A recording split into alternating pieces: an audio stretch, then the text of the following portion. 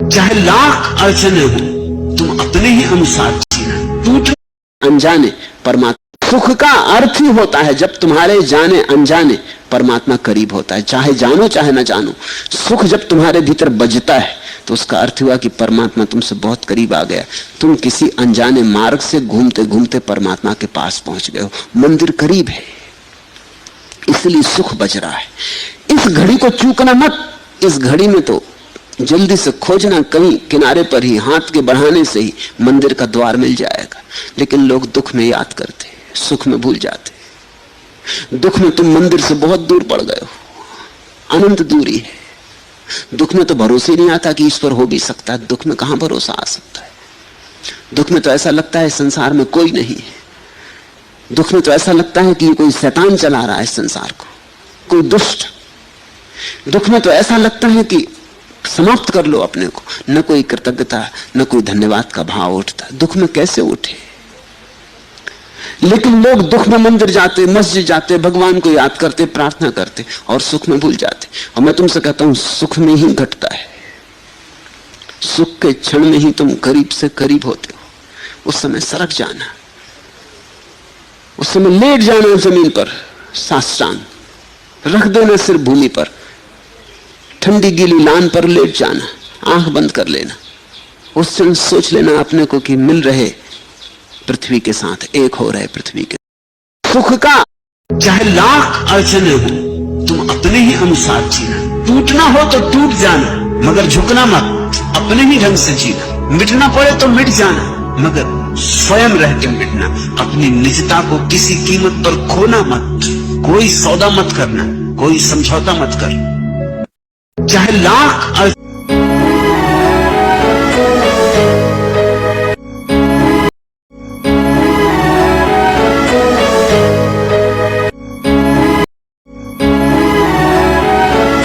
Birthday और medicine refill same. न्यून प्रणाम, राम राम।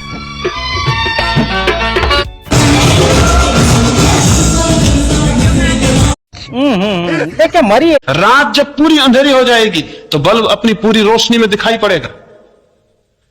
तो आपको मैं जो जोर दे रहा हूं इस बात को कि वो जो मैकेनिकल लाइफ है हमारी, वो जो यांत्रिक जीवन है मशीन की तरह, अगर उसका पूरा अनुभव हो जाए तो उसके विरोध में, उसके कंट्रास्ट में ही आपको वो चेतना की लकीर और बिजली दिखाई पड़नी शुरू होगी, जिसका नाम आत्मा है।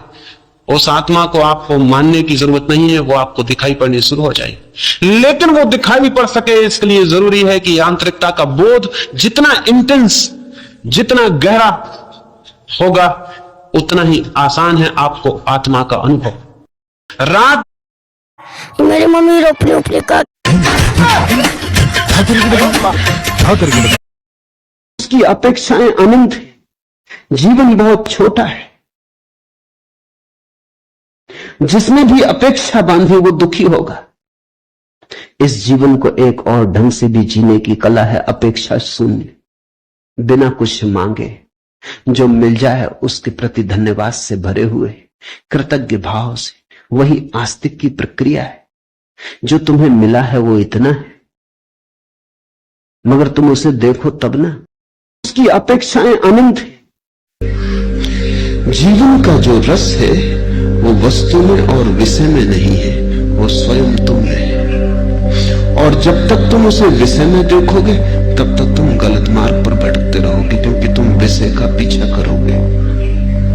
जब तुम देखोगे कि वो रस मुझ में ही है, वो मैंने ही डाला है वस्तु में, वो मैंने ही प्रक्षेपित किया है, वो रस मैंने ही आरोपित किया है, उसी दिन तुम्हारे जीवन में क्रांति शुरू हो जाएगी। तब रस को खोजना हो तो अपने भीतर गहरे जाओ। अब बाहर जाने की कोई जरूरत न रही। दुनिया में दो ही तरह की यात्राएं हैं, एक बाहर की यात्रा है। अधिक लोग उसी यात्रा पर जाते हैं क्योंकि उनको दिखता है कि रस बाहर है, हड्डियों में रस मालूम होता है। फिर कुछ लोग जाग जाते हैं और उन्हें दिखाई पड़ता है बाहर तो रस नहीं है, रस मैं ही डालता हूं, मैं ही डालता हूं और मैं ही अपने को भरमा लेता हूं। रस मुझ में है। तो फिर वे अंतर यात्रा पर जाते हैं। उस अंतर यात्रा को ही लुट गए सारे पैसे। ये आपस में ही लड़ाई करना। जीवन में होश की हमें कोई अर्थ नहीं है। जीवन में हमें बेहोशी की आदत है, और बेहोशी को हम प्रेम भी करने लगते हैं, क्योंकि बेहोशी का एक सुख है, जागने का एक कष्ट है, बेहोशी का एक सुख है। इसलिए सारी दुनिया में शराब पी जाती है और नशे किए जाते हैं। बेहोशी का सुख यह है कि जीवन भूल जाता है। बेहोशी का सुख यह है कि जीवन भूल जाता है। हम जीवन को भूलने के सब तरह के उपाय करते हैं, नाटक देखते हैं, संगीत सुनते हैं, फिल्में देखते हैं, शराब पीते हैं। ये सब का सब भूलने का उपाय है। किसी भांति हम अपने जीवन को भूल जाएं, सो जाएं, हमें नींद पूरी आ जाए तो जीवन में कोई तकलीफ नहीं है। अधिकतम लोग सोना पसंद करते हैं जागने की बजाय। अधिकतम लोग भूलना पसंद करते हैं होश की बजाय। असल में अधिकतम लोग मरना पसंद करते हैं जीने की बजाय। जीवन में होश की। दोस्तों, सबसे समस्या ये है, निराशा स्वयं का सबसे बड़ा अपमान है। उसका अर्थ है कि मैं इस योग्य नहीं हूं कि मैं भी पा सकूंगा। मैं आपको कहूं, इस योग्य आप हैं, निश्चित पा सकेंगे। देखें, निराशा में भी जीवन भर चलकर देखा है, आशा में इन 3 दिन चल के देखें। इतनी आशा से भर के चलें कि होगी घटना, जरूर घटना घटेगी। क्यों? ये हो सकता है आप आशा से भरे हो, लेकिन बाहर की दुनिया में हो सकता है कोई काम आप आशा से भरे हो तो भी न कर पाए, लेकिन भीतर की दुनिया में आशा बहुत बड़ा रास्ता है। जब आप आशा से भरते हैं तो आपका कण कण आशा से भर जाता है, आपका रोआ रोआ आशा से भर जाता है, आपकी श्वास श्वास आशा से भर जाती है, आपके विचारों पर आशा का प्रकाश भर जाता है, और आपके प्राण के स्पंदन में, आपकी हृदय की धड़कन में आशा व्याप्त हो जाती है।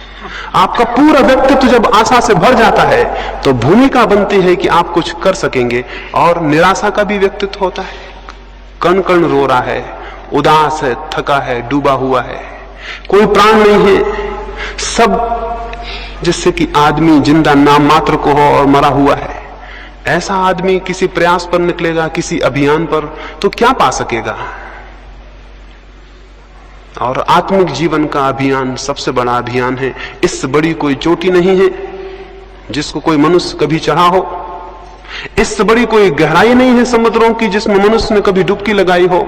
स्वयं की गहराई सबसे बड़ी गहराई है और स्वयं की ऊंचाई सबसे बड़ी ऊंचाई है। इस अभियान पर जो निकला हो उसे बड़ी आशाओं से भरा हुआ होना चाहिए।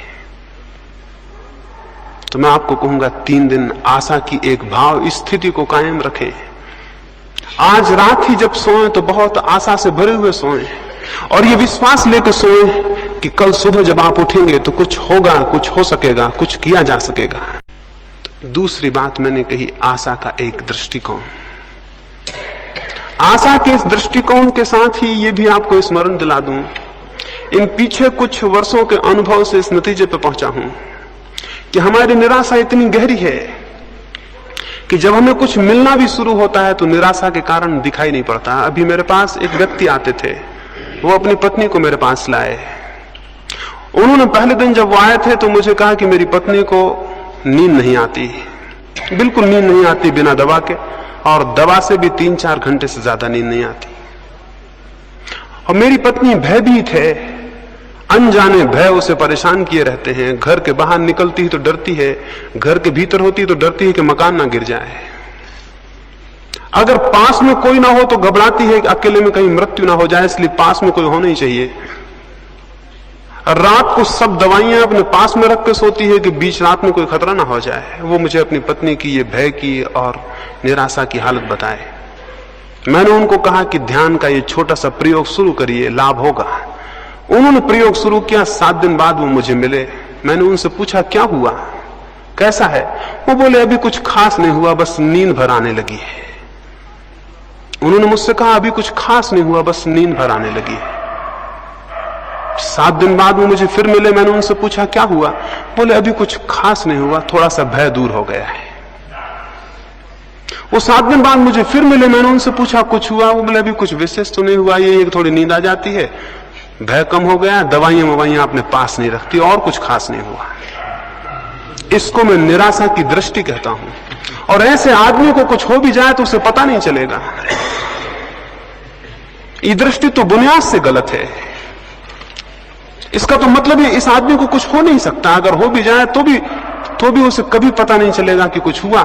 और बहुत कुछ हो सकता था जो कि रुक जाएगा। तो आशा के इस दृष्टिकोण के साथ साथ प्रसंगवशात मैं आपसे ये कहूं, इन 3 दिनों में जो घटित हो उसको स्मरण रखें, और जो घटित ना हो उसको बिल्कुल स्मरण ना रखें। 30 सेकंड में हिप्नोसिस। कि जब माँ से बात, ये मेरा जो कई साल का एक्सपीरियंस है, यहाँ से काफ़ी उतार चढ़ाव मैंने इस टाइम पीरियड में देखे हैं। और गुरुजी मतलब स्टार्टिंग में ही बता दिया था कि भाई बेटा